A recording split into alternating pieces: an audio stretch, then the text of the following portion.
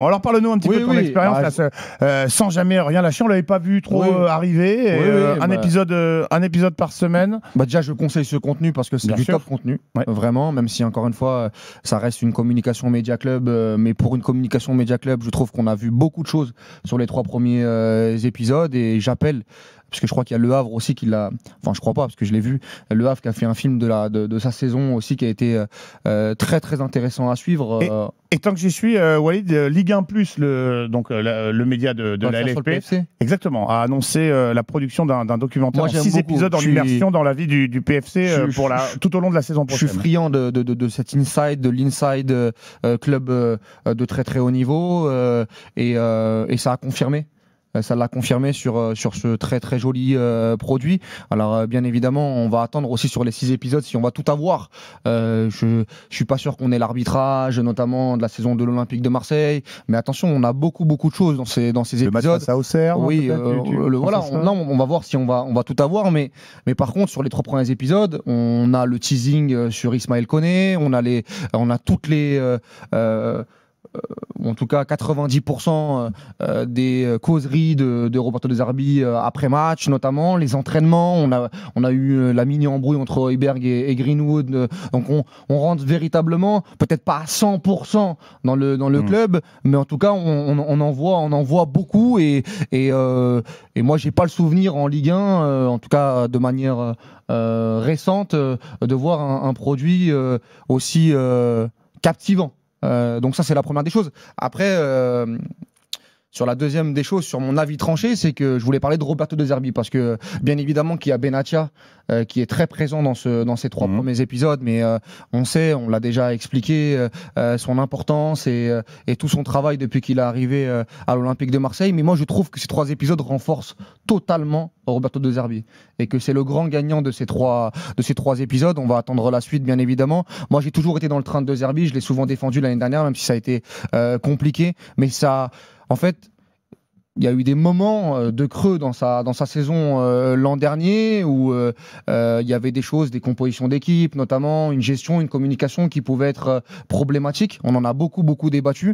Mais quand je vois ce qui transpire de ces épisodes, parce qu'en fait, ils ne peuvent pas travestir toutes ces paroles. On voit de la sincérité, on voit de la passion. Moi, je vois de la cohérence, je vois de la compétence. Le post-Auxerre, notamment au Vélodrome, où il parle aux journalistes et il essaie de trouver à la commanderie, où il essaie de trouver les solutions. Pour essayer de contrecarrer cette malédiction au Vélodrome sur le début de saison, en se demandant s'il ne faut pas aller dans la ville, essayer de comprendre ce qu'est Marseille avant d'appréhender le Vélodrome, d'essayer de transmettre alors que lui vient d'arriver depuis 1 mois et demi, ce qui se passe notamment dans le petit stage avant Monaco de cohésion, où il passe une vidéo très très émouvante. Il y a Kondogbia qui en parle notamment. Je trouve que De Zerbi, ce qui dégage à travers l'émotion, à travers les paroles dans ce documentaire, c'est très très fort. Je suis dans le train, je suis bien assis, mais là j'ai pas du tout envie de sortir parce qu'en fait on comprend beaucoup de choses. On comprend beaucoup de choses et on comprend quel entraîneur il est, quel homme il est, par quoi il a traversé. Et moi, ça m'a beaucoup touché. Alors peut-être que je suis dans le monde des bisounours, peut-être que je suis naïf et peut-être que je suis client de ces produits. Moi, j'étais un grand fan des objectifs match de Bielsa, notamment à l'époque de son passage à l'Olympique de Marseille. Et je m'y suis retrouvé, moi, dans ces épisodes-là. Et j'attends la suite avec impatience. Et je pense que même pour les supporters, et je terminerai là-dessus, ça permet c'est un beau cadeau. Je trouve que ça permet de comprendre la stratégie club, ça permet de comprendre plein de choses, même si encore une fois il y en a qui diront à juste titre que c'est maîtrisé par le club, c'est le club qui le fait, mais moi même des chaînes de télé, des diffuseurs, j'ai très peu vu de choses aussi prenantes dans un club, en tout cas en France. Donc bravo, moi j'ai kiffé et je trouve que De Zerbi en sort gagnant. Sans jamais rien lâcher, c'est le nom d'une série documentaire qui retrace en inside la saison écoulée du côté de Marseille, l'an 1 de Roberto De Zerbi. 3 épisodes sont déjà parus. C'est sur la chaîne YouTube de l'Olympique de Marseille, avant d'être mis en replay après sur la plateforme de streaming. L'épisode 1 s'appelle Promesse, l'épisode 2 Ciel d'automne, épisode 3 Qui sommes-nous? Kevin, tu as jeté un œil et ça t'a plu également? Alors moi déjà, toi qui es journaliste, Simon, j'avais eu ce débat avec Daniel et Nico Jamin, je crois, sur le documentaire de Luis Enrique, que personnellement j'ai adoré. Vous ne pouvez pas comprendre, produit par nos amis de Canal+. Non, Movistar, non Movistar. Disponible sur MyCanal. Sur MyCanal, mais voilà. Et moi déjà, j'avais dit que pour moi, je comprenais beaucoup qui était Luis Enrique, alors que moi je le connaissais pas beaucoup finalement en tout cas, et en tout cas hors des terrains. Et aujourd'hui sur De Zerbi, je vais être comme Walid. Moi je vais pas rajouter ce qu'il a dit parce que je pense à peu près la même chose. Mais moi ce que j'aime en fait, c'est que c'est très différent de ce qu'on peut voir dans certains documentaires. En tout cas en France, et souvent les journalistes, et c'est pour ça que je voudrais ton avis, les journalistes n'aiment pas cet exercice parce qu'ils disent que ce n'est pas c'est de la communication, d'accord ? C'est pas de l'information, c'est de la communication, et donc tout est maîtrisé.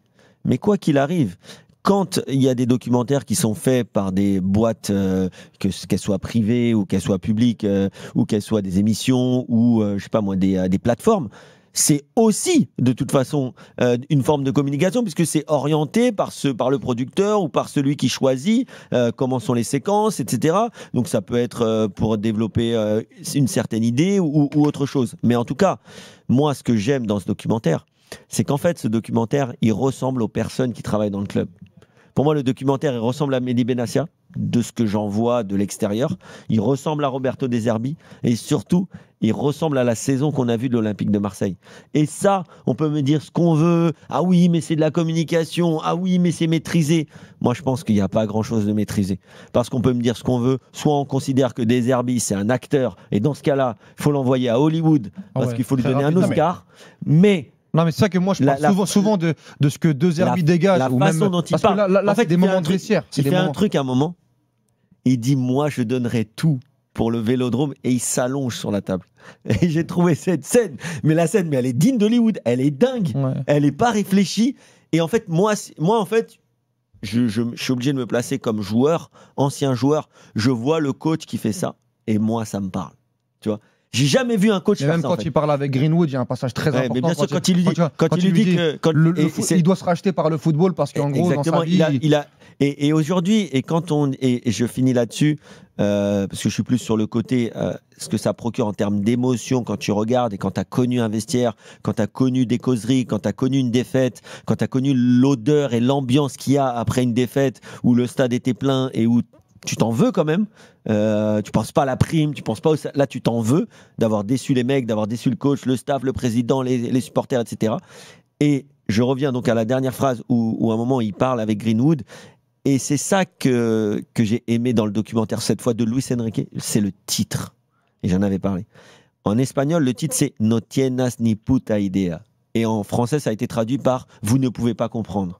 Et en fait, je le dis, je le répète, nous ne pouvons pas comprendre ce que vivent ces gars-là. Et ça agace certains, mais on ne peut pas comprendre. C'est clair qu'ils sont dans une sphère, qu'elle soit personnelle ou, en effet, ils perdent des gens dans leur entourage parce que c'est très difficile de les suivre, parce que c'est une espèce de névrose d'être un entraîneur et que tu y es à 100% toute la journée. La fameuse phrase, et on l'a tous entendu quand tu es un peu dans le sport et même dans le journalisme, tu es là mais tu pas là à la maison. Tu vois ce que je veux dire? Toutes ces phrases, tu es toujours connecté, on te parle mais tu es ailleurs. Et en fait, c'est ce qu'il veut dire. Il dit à Greenwood, moi j'ai perdu beaucoup à cause du foot.